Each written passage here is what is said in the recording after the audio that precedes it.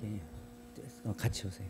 Okay. Now, the solutions in the problems of chapter 6 will be presented by team 7, which is led by leader Kim Se-jin.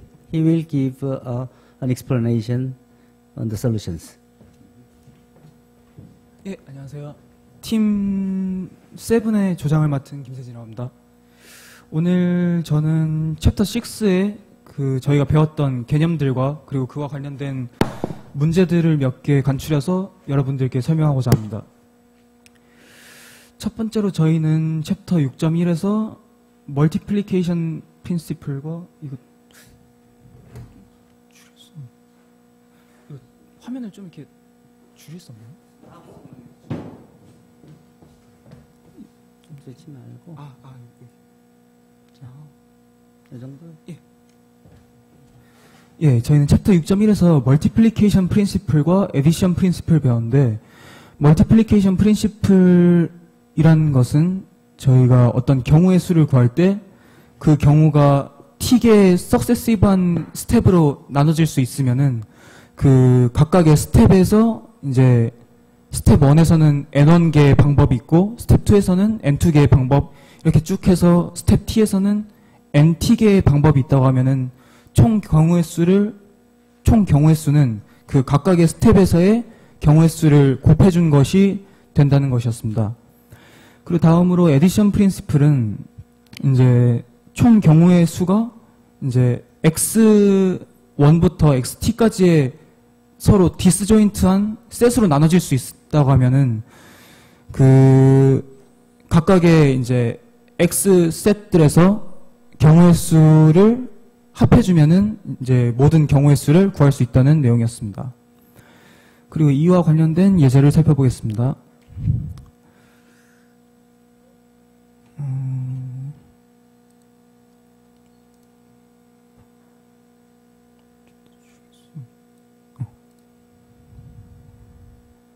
예, 이 문제는 이제 n 곱하기 n 그리드에서 그 모든 가능한 루트의 수를 구하는 문제입니다. 근데 이제 그 구하는 방법이 그냥 n 곱하기 n 그리드 통째로 구하는 것이 아니라 이 그림에서 같이 슬랜트와 그리드의 교점이 만나는 부분을 가장 처음 지나는 경우로 각각의 케이스를 나누어서 그것을 모두 더하는 방식으로 구하라는 것이었습니다. 이제 이 방법으로 케이스를 나누게 되면은 그 각각의 케이스들은 서로 디스조인트함을 알 수 있습니다. 왜냐하면 이제 이 교점을 첫 번째로 지나는 경우와 이 교점을 첫 번째로 지나는 경우는 서로 중복될 수가 없기 때문입니다. 따라서 이제 이거를 처음에는 4 곱하기 5 그리드에서 저희가 보인 다음에 이거를 m 곱하기 n 그리드에서 제너럴라이제이션 할 건데, 이 4 곱하기 5 그리드에서 보면은 이 이제 교점 1부터 5까지를 지나는 각각의 케이스들이 서로 디스조인트하고 또 이제 모두 더하면은 총 루트가 되기 때문에 서로 이제 경우를 파티션함을 알 수 있습니다. 따라서 이제 각각의 그 포인트를 지나는 경우에 대하여 이제 경우의 수를 구하면은 다음과 같이 이 이제 교점을 지나기까지의 이 경우의 수와 그리고 교점을 지난 다음에 이제 최종점까지 가는 경우의 수를 곱하는 식으로 나오게 됩니다. 이는 이제 앞에서 봤듯이 서로 두 경우가 석세시브한 스텝으로 나오기 때문에 이것을 곱해주면은 이제 이 케이스에서의 총 경우의 수가 됨을 알 수 있는 것입니다. 따라서 다음과 같이 각 포인트에 대해서 이것을 구해준 다음에 에디션 프린시플을 사용하여 모든 경우의 수를 더해주면은 다음과 같은 값이 나오는데, 이 값은 이제 앞에서 4 곱하기 5 그리드에서 그냥 이 교점 상관없이 모든 루트를 구하는 경우의 수 C9,4와 같은 값이 나옴으로써 이제 이 방법으로 저희가 모든 경우의 수를 구했음을 알 수 있습니다. 이와 같은 방식을 사용하여 m 곱하기 n 그리드에서 마찬가지로 제너럴라이즈를 하면은 이제 교점은 n 플러스 1개가 될 것이고, 따라서 n 플러스 1개의 케이스로 각각 파티션을 하고 각각의 케이스에 대해서 이 멀티플리케이션 프린시플을 사용하여 경우의 수를 구하면은 이제 모두 더하면은 다음 그냥 m 곱하기 n 그리드에서의 모든 루트의 수와 같을 것임을 알기에 저희는 다음과 같은 콤비네토리얼 아이덴티티를 구할 수 있습니다. 예, 이와 같이 멀티플리케이션 프린시플과 에디션 프린시플이 사용될 수 있음을 알 수 있겠습니다. 다음으로 저희는 투셋에 대한 인클루션, 익스클루션 프린시플을 배웠었는데, 이는 그냥 다음과 같은 벤 다이어그램으로 셋을 나타나게 되면 쉽게 저희가 증명할 수 있습니다. 그리고 이것을 이제 문제에서는 제너럴라이즈 해가지고 제너럴 인클루전 익스클루전 프린시플을 구하라 라는 것이 문제였는데, 이는 매트매티컬 인덕션을 통하여서 보일 수 있습니다. 일단 주어진 식은 이거였습니다. 이 셋이 n개가 있을 때 다음과 같은 식을 통해서 이것이 성립함을 보여라는 것이었는데, 이에 대해 이제 인덕션을 쓰면은 n1에 대해서는 당연히 성립하고 n2에 대해서도 위에서 저희가 보였기 때문에 이것도 성립함을 알 수 있습니다.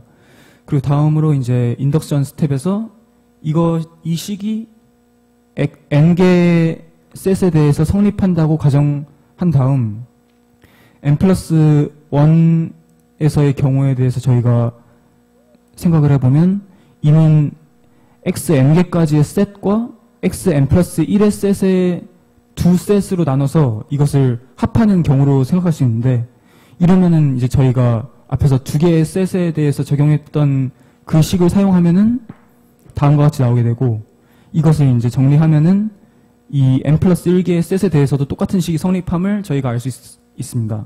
따라서 인덕션에 의하여 이 식은 모든 자연수 n에 대해 성립함을 보일 수 있습니다.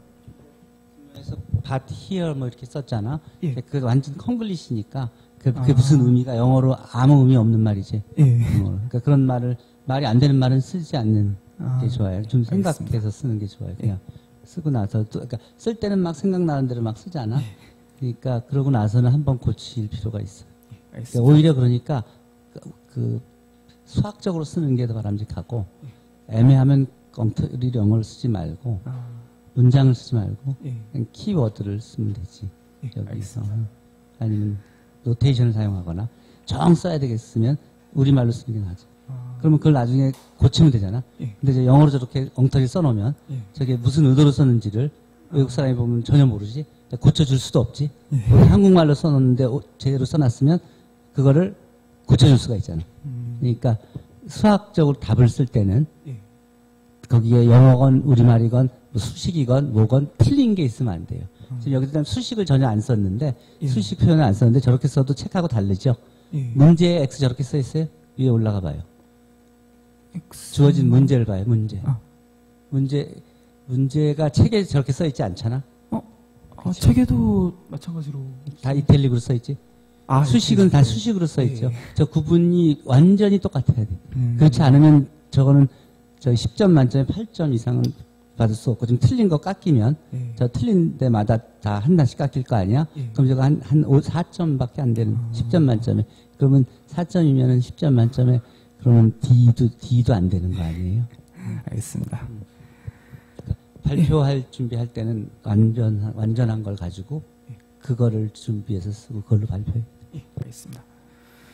예, 자, 다음으로 저희는 챕터 6.2에서 퍼뮤테이션과 콤비네이션의 식을 배웠습니다. 이거는 이제 저희가 많이 사용했기 때문에 다들 아실 거라 믿고 그냥 넘어가겠습니다. 이제 이 문제에 이제 중요한 문제를 하나 꼽자면은 서큘러 퍼뮤테이션에 관한 문제입니다. 여기 문제에서는 이제 테이블을 둘러싸서 5명의 디스팅트한 마션과 8명의 디스팅트한 조비안들이 앉는 경우의 수를 구하는 문제입니다. 단 여기서 5명의 마션들이 서로 같이 붙어 있으면 안 된다는 조건이 붙어 있습니다. 따라서 저희는 이 그림과 같이 이 조비안들을 8명을 먼저 테이블에 배치를 한 뒤 남은 이 8개의 스페이스에 5개를 골라서 여기에 마르션을 배치하는 방식을 먼저 채택하겠습니다. 근데 여기서 먼저 8명의 조비안스를 배치할 때 이게 테이블이기 때문에 circular symmetry가 있습니다. 따라서 이 각각의 배치하는 경우들이 서로 8번씩 중복됩니다. 따라서 그 조비안스를 배치한 경우의 수에서 8을 나눠줘야 그 시메트리가 없어진 이제 경우의 수를 구할 수 있는 것입니다. 따라서 조비안스를 배치하는 경우의 수는 다음과 같이 7팩토리얼입니다.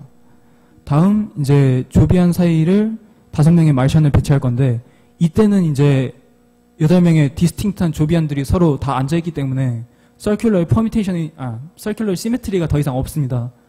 따라서 이는 그냥 단순한 그냥 순열 문제이기 때문에 다음과 같이 5개의 자리를 고르고 이제 5명을 배치하는 경우의 수를 구해주면 됩니다. 그리고 이제 각각의 스텝은 successive이기 때문에 multiplication principle을 사용하여 곱해주면은 다음과 같은 답을 유추할 수 있습니다. 이제 이 문제에서 주의할 점은 저희가 중복되는 횟수를 나눠주는 그 수가 8명의 조비안과 5명의 마르션을 다 앉은 다음에 그 다음에 이제 13명이라서 이제 13을 나눠주는 그게 아니라 처음 조비안을 배치할 때만 circular symmetry가 있기 때문에 8을 나눠주는 것이 좀 까다로울 수 있습니다. 따라서 이와 같은 혼동을 없애기 위해서는 처음에 그 인원들을 배치하기 전에 먼저 조비안 한 명을 기준으로 정해서 이 조비안이 먼저 어느 위치에 앉아있다라는 가정하에 나머지 사람들을 앉히는 방법을 쓰면은 좀 더 쉽게 구할 수 있습니다. 이 먼저 앉은 조비안은 그냥 기준이기 때문에 경우의 수를 구할 필요는 없고 나머지 7명의 조비안을 이제 한 명의 조비안을 기준으로 앉힐 건데 이때는 이제 circular symmetry가 더 이상 없기 때문에 일반적인 순열 문제로 바뀌게 됩니다. 따라서 이렇게 7명의 조비안을 앉히고 나머지 5명의 마르션을 앉히는 방법의 경우의 수도 위에서와 똑같은 답이 나오게 됩니다. 다음은 카탈란 넘버를 어떻게 콤비네이션을 이용해서 나타낼 수 있는가에 대한 문제입니다. 이것은 앞서 예제에서 보인 것과 같이 이렇게 그림에서 이 숫자를 연결하는 슬랜트가 있을 때 이 슬랜트를 아래로 지나가는 것은 굿루트 그리고 위로 지나가게 되는 것은 배드루트로 나눠서 굿루트의 개수를 구하면 그 굿루트의 개수가 카탈란 넘버로 나오게 된다는 예제였습니다. 근데 여기서 n 곱하기 n 그리드에서의 배드루트의 개수가 어째서 n-1 곱하기 n 플러스 1 그리드에서의 모든 루트의 개수와 같은지에 대해서 책에서 좀 설명이 난해하게 나와 있어서 제가 따로 정리를 해놨습니다. 여기서 보면은 예제에서 같이 4 곱하기 4 그리드와 3 곱하기 5 그리드가 있는데 이 슬랜트와의 교점 1, 2, 3, 4를 지나는 배드루트의 경우를 각각의 이제 케이스로 나눠서 구해보고 그리고 이 다른 3 곱하기 5 그리드에서의 모든 루트도 똑같이 이 4개의 교점을 다 지나가야 되기 때문에 이것도 각각의 케이스로 나눠서 구해보면은 이제 포인트 1을 이쪽에서 지날 때와 이쪽에서 지날 때의 경우의 수가 다음과 같이 똑같이 나오게 됩니다. 또한 그 루트를 정하는 방법도 이 7개 이제 포인트 1 같은 경우에는 7개의 자리에 up이나 right를 배치하는 경우고 이 up 3개와 right 4개를 배치하는 경우의 수고 3 곱하기 5 그리드에서는 이제 반대로 up 4개와 right 3개를 배치하는 경우의 수가 되는데 이거를 이제 예제에서와 같이 이 교점을 지나고 난 다음에 up이랑 right의 순서를 반대로 바꾸는 방식으로 서로 대응을 시키면은 1대1 대응이 되기 때문에 서로의 수가 모두 같고 또 1대1 대응이므로 이 두 관계는 바이젝티브함을 저희가 볼 수 있습니다. 따라서 이 슬랜트 위로 지나가는 베드루트의 개수는 이 n-1 곱하기 n+1 그리드의 모든 루트의 개수와 같기 때문에 그 경우의 수는 다음과 같습니다. 예, C2n, n-1로 나오게 되고, 그러면 굿루트는 이제 모든 루트에서 베드루트를 뺀 수일 것이기 때문에 다음과 같은 결과를 저희가 얻어낼 수 있습니다. 그리고 이 굿루트의 수는 카탈란 넘버가 됩니다. You may see this problem in your final exam. So if you have any question on the solution of this problem, ask it in Kelly until you understand fully the solution of that problem. 다음으로 저희는 챕터 6.3에서 이제 generalized 된 permutation과 combination에 대해 배웠습니다. 이 permutation 처음에 순열을 배치할 때 이 n개의 아이템들 중에서 타입 1의 아이템이 n1개만큼 서로 아이덴티컬하게 있고 타입 2의 아이템이 n2개만큼 아이덴티컬하게 있고 이런 식으로 되어 있으면은 이제 그거에 대한 순열을 구할 때는 원래의 순열에서 서로 중복되는 아이템들의 개수만큼을 나눠줘야 됨을 저희가 배웠습니다. 이에 대한 문제는 다음과 저희가 세 문제 이 문제는 이제 A부터 F까지 6개의 알파벳을 서로 알파벳으로 이제 스트링을 만드는 경우의 수를 구하라는 문제인데 여기서 이제 조건이 A가 C의 앞에 와야 되고 E도 C 앞에 와야 된다는 조건이 붙어 있습니다. 따라서 이거를 구할 때 그냥 위에 식을 생각 안 하고 구하면은 C가 그냥 세 번째 자리에 오는 경우, 네 번째 자리에 오는 경우 이렇게 케이스를 나눠서 구할 수도 있는데 이렇게 되면 상당히 시간을 많이 걸리게 됩니다. 따라서 이를 쉽게 푸는 방법은 이제 A, C, E가 조건에 의하여 순서가 정해져 있기 때문에 이 A, C, E를 처음에 같은 엘리멘트를 보고서 이제 위에 엘리멘트가 같은 경우에 순열을 구하는 방식을 적용해서 순열을 구하고 그 다음에 A, C, E 세 엘리멘트를 조건에 의해서 그 조건에 의해서 배치되는 경우의 수를 구해서 이제 둘이 멀티플리케이션 프린시플로 곱하여 주면은 위에서와 같은 식이 나오게 됩니다. 따라서 이 방식이 훨씬 빠르게 구할 수 있음을 알 수 있습니다. 다음으로 이거는 간단한 문제이기 때문에 넘어가겠습니다. 다음으로 제너럴라이즈 콤비네이션에 대한 식인데 이것에 대한 문제는 다음과 같습니다.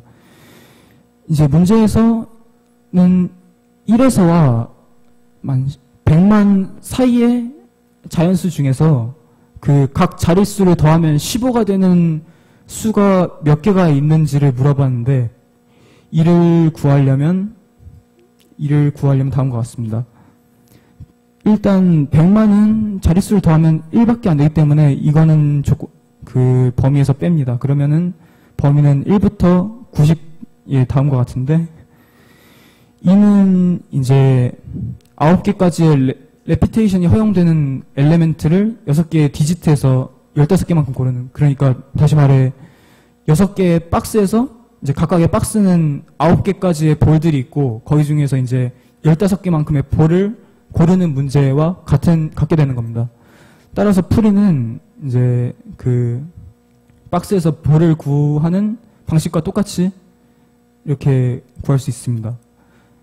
하지만 저희가 지금 고르는 공의 개수가 15개인데 비해서 박스에 들어가 있는 공은 9개까지밖에 없기 때문에 10개 이상이 들어가는 경우를 구하여서 총 경우의 수에서 빼줘야 이제 저희가 원하는 답을 얻을 수 있습니다. 그 10개 이상의 공이 들어가는 경우를 구하는 방법은 이제 저희가 15개를 고르게 했는데 그 중에서 10개를 그냥 먼저 박스 하나에 다 들어있다고 치고 나머지 5개를 이제 어느 박스에 넣든지 이제 이거는 조건을 초과한 것이기 때문에 이 경우의 수를 구하면 됩니다. 그리고 저희가 박스에 6개가 있기 때문에 여기다 6을 곱해줘서 이제 빼주면은 원하는 답을 얻을 수 있습니다. 이것도 마찬가지로 제한 조건에 관한 문제입니다. 네, 다음으로 저는 6.7장에서 바이노미얼 코에피션트와 콤비네토리얼 아이덴티티에 대해서 배웠습니다. 바이노미얼 떼오렘은 다음과 같이 a 플러스 b의 n승을 전개하면 다음과 같은 식이 나온다는 떼오렘이었습니다.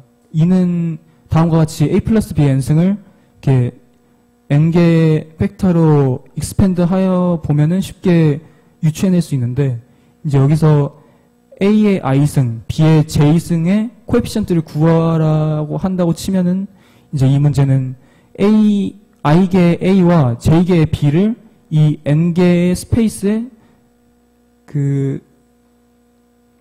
스트링으로 나타내는 문제와 같게 됩니다. 따라서 이는 이 CIJ와 같음을 쉽게 알 수 있습니다.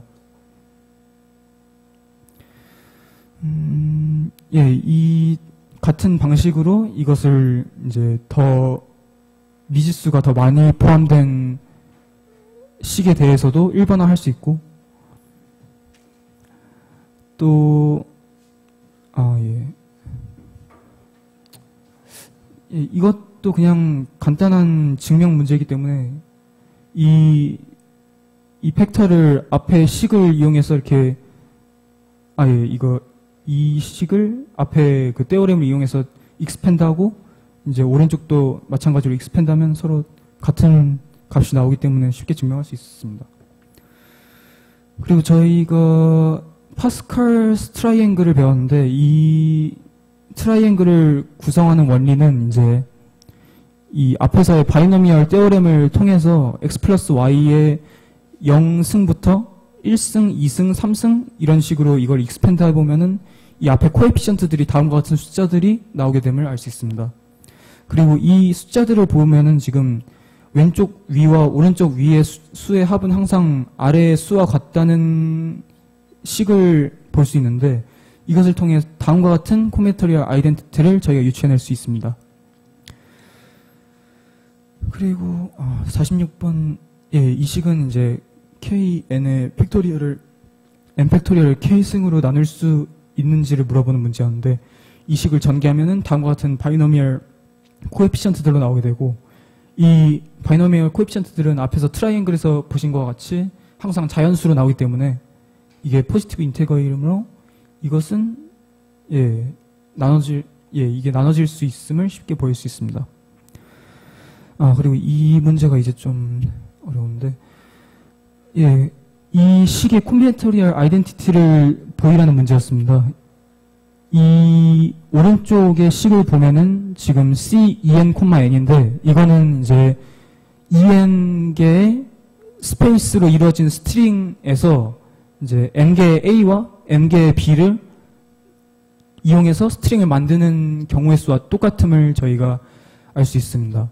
근데 이 경우는 이제 다른 식으로 생각하면은 EN개의 스트링이 아니라 N개의 스트링에 N개의 스트링을 붙인 형태로 저희가 생각할 수 있는데, 그러면 이 경우에는 이제 이 첫 번째 섹터에서는 K개 A가 들어있고, 그리고 N-K개 B가 들어있고, 이제 반대쪽 섹터에서는 반대로 이제 되어 있습니다.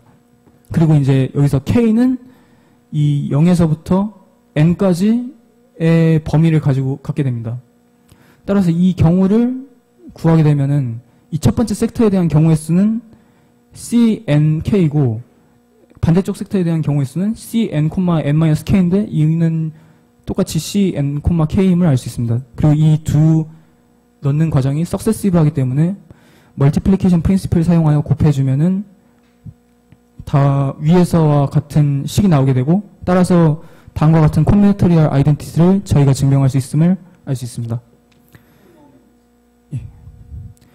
마지막으로 저희는 피존홀 프린시플에 대해서 배웠습니다.